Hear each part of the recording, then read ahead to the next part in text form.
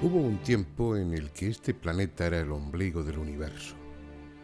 Las estrellas que cada noche veíamos en el cielo eran solo eso, céfiros, luminarias puestas ahí por el Creador para aliviar la oscuridad y embellecer las siempre ominosas tinieblas. Como es lógico, el Sol y la Luna giraban alrededor nuestro. ¿Qué otra función podían tener sino calentar la Tierra o iluminar la noche?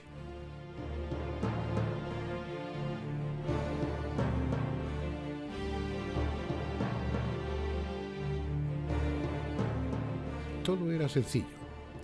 Éramos el único objetivo de la creación, las únicas criaturas. Nada hubo antes que nosotros, salvo Dios, y nada habrá después, salvo Él.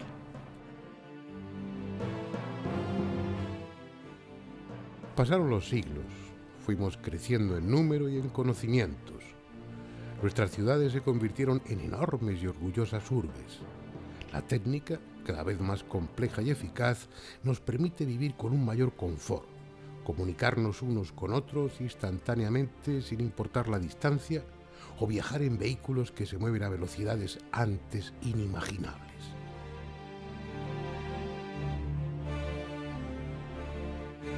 A cambio, las cosas han dejado de ser tan sencillas. Ahora somos solo un pequeño planeta girando en torno a una estrella de mediana magnitud en el extrarradio de una galaxia con miles de millones de soles como el nuestro y que a su vez es una cualquiera entre los miles de millones de galaxias que forman el universo conocido. Un universo cuyos límites son un misterio y su origen una mera hipótesis. Plantear que esta minúscula partícula perdida en un rincón del cosmos es la única que alberga una especie inteligente es aparentemente absurdo. Sin embargo, son muchos los que piensan que la aparición de seres humanos ha sido la consecuencia de tantas circunstancias fortuitas, de tantas casualidades, que es casi imposible que haya sucedido lo mismo en otros planetas. Por su parte, un número elevado de investigadores suponen que no somos una excepción, que lo que ha sucedido aquí ha sucedido y sucederá en incontables planetas si se dan las circunstancias favorables.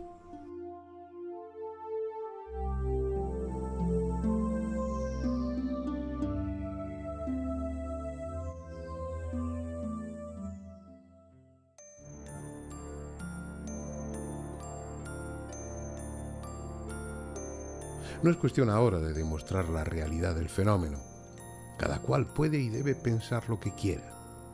Pero aunque para gran parte de la opinión pública se trate de poco menos que un bulo, el que tenga un mínimo interés por informarse comprobará que los testimonios de todo tipo son tan abrumadores que negar la existencia de esos objetos volantes no identificados es negar lo evidente.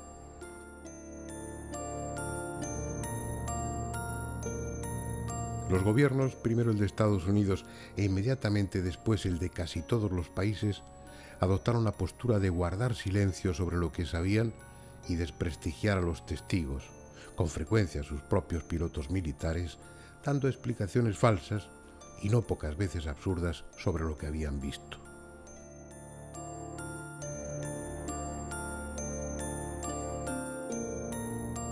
Esa campaña de intoxicación y desinformación ha sido tan eficaz que socialmente se considera como muestra de credulidad o de incultura creer en la existencia de los ovnis. Las razones para tal actitud son diversas, pero el astronauta Gordon Cooper, en una entrevista concedida para la revista Enigmas, opinó sobre la que, siendo la más sencilla, es la principal de las causas de esa manipulación oficial. Textualmente dijo: el secretismo comenzó durante la Segunda Guerra Mundial o poco después. Creían que el público se asustaría si se enteraba de que alguien tenía vehículos mucho más avanzados que los nuestros. Tal vez pasara que eso crease pánico, así que empezaron a decir mentiras y luego ya no pudieron parar. A estas alturas se han dicho tantas que no saben cómo salir del atolladero. Sería muy incómodo admitir ahora que desde la Segunda Guerra todo han sido mentiras. Creo que a cualquier presidente le gustaría no tener que seguir mintiendo, pero hasta que no pase algo que no puedan negar u ocultar, las cosas van a seguir así. Unas veces en connivencia, incluso pagados por las instituciones, y en otras por puro prejuicio, muchos científicos y periodistas especializados han contribuido y siguen haciéndolo a esa campaña de desprestigio y manipulación. Su planteamiento es en esencia tan simple como: si nosotros no podemos hacerlo, los demás tampoco. Y es que la presencia de los ovnis no solo implica la hipotética visita de alienígenas, con las repercusiones sociales que eso pueda tener, sino algo mucho más difícil de digerir para algunos: que nuestra tecnología, de la que nos sentimos tan orgullosos, es casi infantil comparada con la de ellos. No solo poseen una fuente de energía desconocida e inmensa, no solo violan en apariencia todas las leyes de la aerodinámica con sus maniobras, es que además su presencia aquí implica que nuestro conocimiento del universo está aún en mantillas. De acuerdo a lo que sabemos, es imposible que un vehículo recorra decenas o centenares de años luz, pero ellos lo hacen. O hay otros sistemas para recorrer las distancias siderales que todavía ignoramos, o han estado aquí desde siempre y este es también su planeta, lo que resulta igualmente difícil de entender.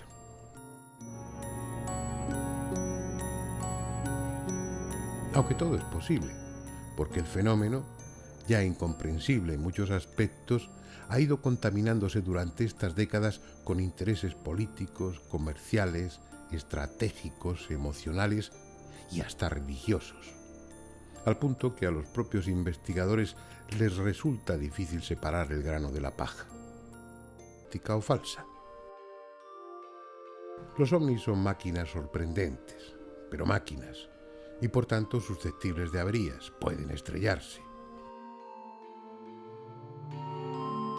Y eso es lo que, según todos los indicios, sucedió en algún lugar de este desierto en los primeros días del mes de julio de 1947. Los que dieron la noticia fueron los propios militares, que afirmaron tener el disco volante en su poder, aunque en los días siguientes lo desmintieron diciendo que era un globosonda. Pero ya era tarde. La noticia había sido difundida por todo el país y nadie se creyó lo del globosonda, a todas luces absurdo. Escuchen ahora una grabación histórica, cuando el 8 de julio de 1947 la emisora KGFL dio en su boletín informativo la noticia por vez primera. Headline edition, July 8, 1947. The Army Air Forces has announced that a flying disc has been found and is now in the possession of the Army. Army officers say the missile, found sometime last week, has been inspected at Roswell, New Mexico, and sent to Wright Field, Ohio, for further inspection. Pero lo que da un interés aún mayor al caso es que junto a los restos de la nave se encontraron los cadáveres de varios tripulantes. Este sería uno de ellos. La película que están viendo, supuestamente rodada en 1947, ¿y qué decir de las imágenes que veremos ahora? Sacadas subrepticiamente de otra base secreta conocida como Área 51. Fueron emitidas el 14 de abril de 1997 por una cadena de televisión estadounidense. Lo que están viendo, si es que el vídeo es auténtico, sería ni más ni menos que un alienígena vivo sometido a una especie de interrogatorio.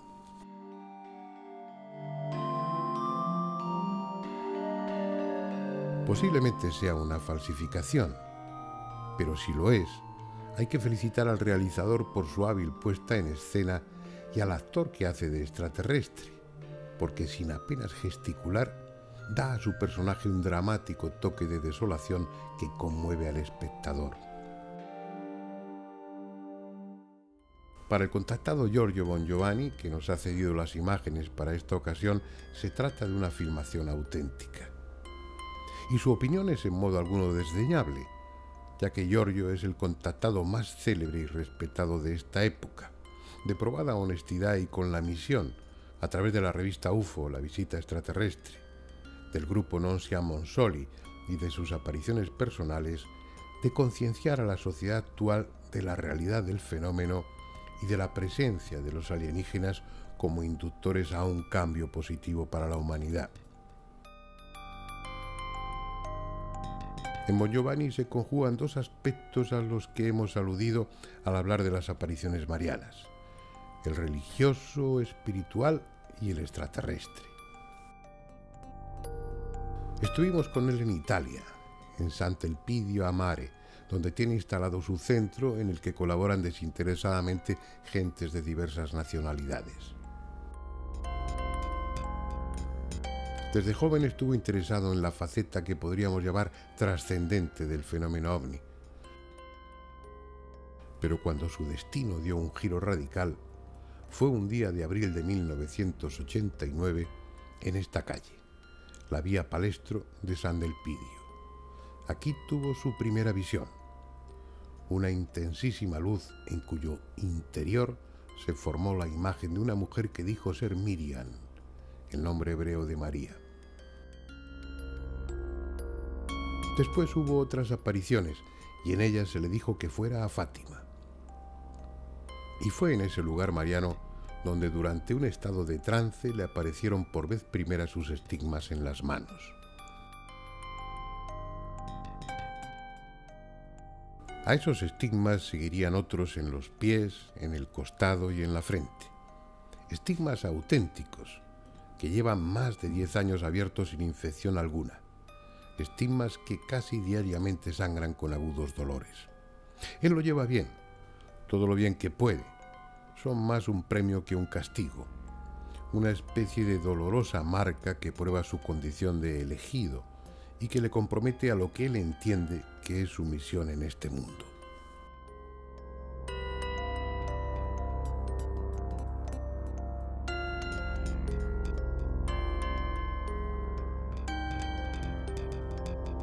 Yo pienso que la ufología es seria, pero claro, la ufología seria, la ufología profunda es la única materia que en este momento está dando prueba, evidencia que este contacto existe y que un día u otro se dará en una manera impactante, global, porque los gobiernos se esconden, las iglesias se esconden, la ciencia no le interesa o hace la finta que no le interesa o lo estudia ocultamente. Entonces la única materia, la más polémica, la más atacada de todo el mundo es la ufología. Y es una paradoja, pero la ufología está demostrando que la profecía de Fátima en esta parte es real. Es decir, que efectivamente los extraterrestres existen. Y por esto elegí de difundir material de OVNI, para que se cumple también, para que puedo dar una aportación a la profecía de Fátima. Entonces mi segundo aspecto de difundir, de hacer conferencias de ufología, de contactos extraterrestres, contactados, Eugenio, Adamski, etcétera. Yo mismo que he tenido mis experiencias, yo no soy un contactado porque he tenido pocas experiencias, poquísimas. Mi contacto es diferente, como hemos explicado antes. Pero hay gente que han tenido contactos extraordinarios, el tema de las abducciones, todos estos temas muy profundos que en nuestras investigaciones nosotros en todo el mundo recogemos material, sobre todo para que puedo sustentar lo que puedo sustentar por lo que se refiere al secreto de Fátima, esta parte del contacto con los extraterrestres. Pero básicamente mi experiencia es difundir el mensaje de Fátima y hay otra parte que me pidieron, la más difícil y que a veces no alcanzo a cumplir, es decir, la actuación del mensaje. Los investigadores que se autoproclaman serios consideran inaceptable esta mezcla de lo espiritual con los ovnis, pero en mi opinión es una actitud más cargada de prejuicios que de razones.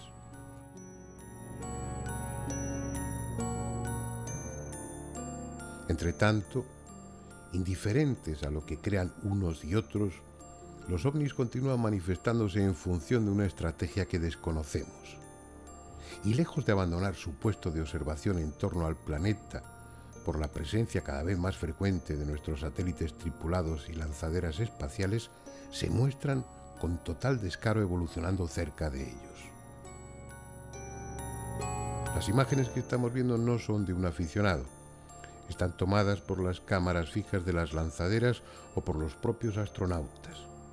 Corresponden fundamentalmente al Shuttle y al Discovery, grabadas de otras copias para poder mostrárselas ahora, pero sin que haya duda alguna sobre su autenticidad.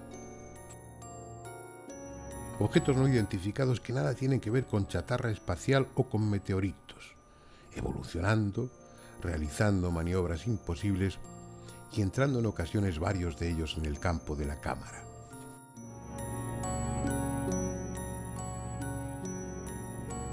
La impresión es que por encima de nuestra estratosfera hay una intensa actividad.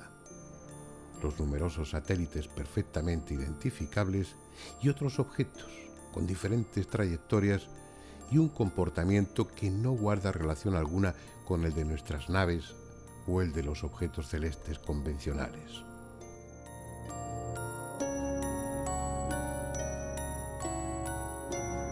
Estas imágenes son solo una pequeña selección del mucho material ya acumulado a lo largo de los últimos años.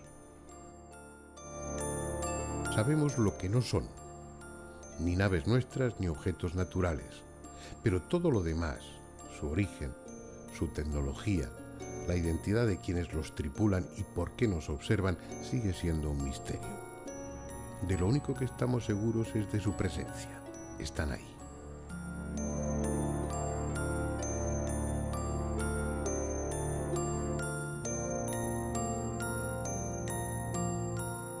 Pero ni siquiera de eso se nos ha informado oficialmente, porque respecto a los ovnis, la NASA y el resto de las agencias espaciales siguen las mismas consignas en el espacio que los militares y gobiernos con lo que sucede dentro de nuestra atmósfera: silencio o manipulación.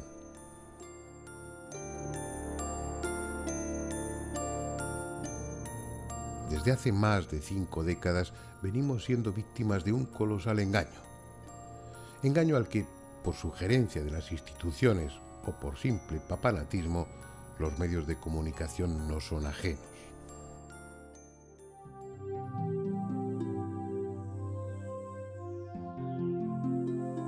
Por ejemplo, si yo les menciono los círculos de las cosechas, la mayoría de ustedes tendrán una opinión formada, ni más ni menos que la que les han inculcado. Ah, sí, aquella broma de 2 jubilados ingleses. Es lo que interesaba que quedara en la memoria colectiva y es lo que ha quedado.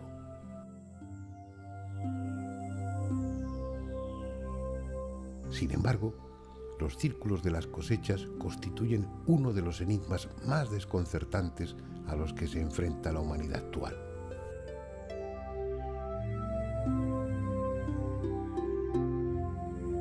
Hasta ahora se han contabilizado unos 10.000 de estos pictogramas en 50 países. Los primeros aparecieron en Australia durante los años 60, pero cuando se han convertido en un fenómeno llamativo ha sido a partir de los años 80, en que dejaron de ser círculos sencillos para convertirse en diseños cada vez más bellos y complejos.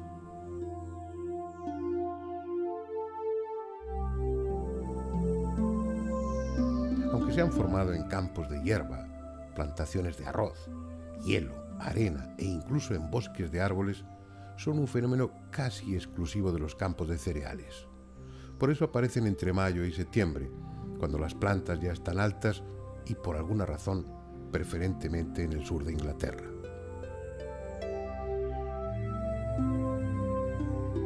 De aquellos círculos, aislados o en grupo, se ha pasado a complicados dibujos que a veces ocupan toda una hectárea de terreno y cuyo contenido abarca los más diferentes temas, incorporando conceptos matemáticos o astronómicos y otros relacionados con el simbolismo, la espiritualidad o el esoterismo.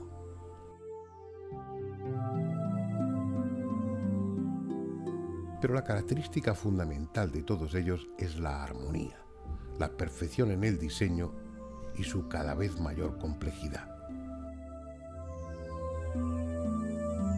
Aparecen durante la noche, silenciosamente, según algunos testigos de madrugada y en el transcurso de 1 o 2 minutos, incluso menos.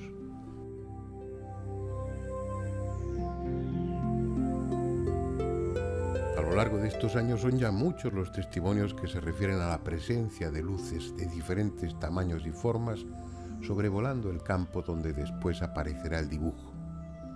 Incluso han sido grabadas con cámaras domésticas de vídeo, la primera vez en 1991 por el investigador Steve Alexander y desde entonces en varias ocasiones más. La más conocida de esas grabaciones es la que se obtuvo el 11 de agosto de 1996 a las 5 de la madrugada cerca del pueblo inglés de Oliver Castle. En ella se puede ver perfectamente cómo 2 pequeñas esferas luminosas se desplazan sobre el campo de cultivo mientras bajo ellas se va formando uno de los complejos pictogramas.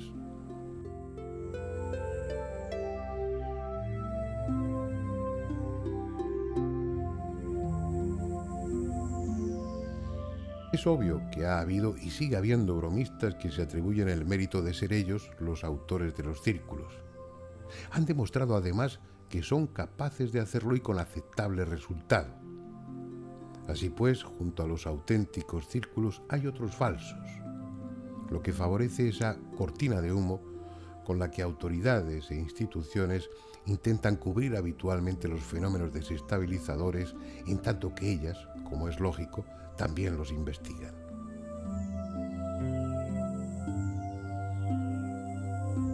En los auténticos dibujos, las plantas no están aplastadas con rodillos y por tanto no aparecen quebradas.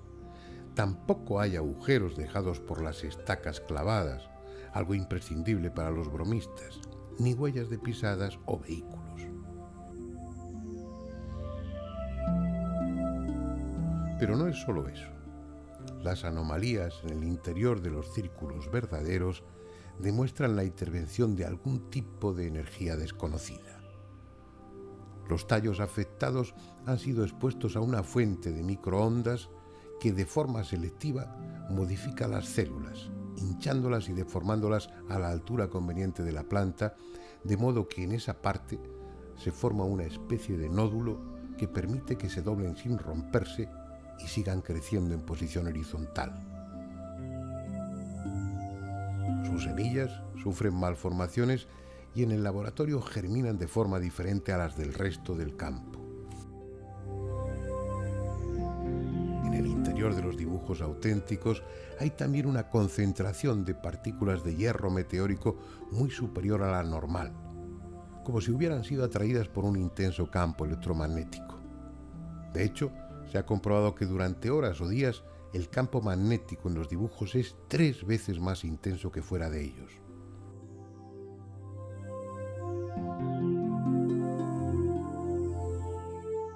Algo desconocido, que nada tiene que ver con estacas, cuerdas y rodillos, traza desconcertantes figuras en los campos de cereales sin quebrar los tallos, produciendo alteraciones en la estructura molecular de las plantas, modificando temperatura, magnetismo y radiactividad, y sin dejar una sola huella.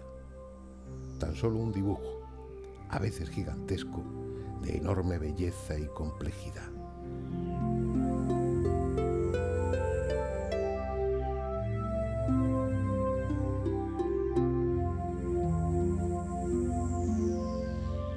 ¿Quiénes son los hacedores de círculos y cuáles son sus motivos? Es algo que hoy por hoy carece de respuesta.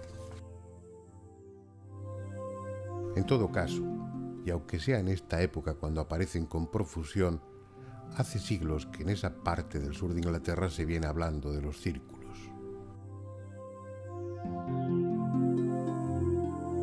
Tal vez tengan que ver con los innumerables monumentos megalíticos que allí hay, muchos de ellos también de forma circular. Es posible que la historia de los llamados círculos de las cosechas haya comenzado no en el siglo pasado, sino hace ya varios milenios.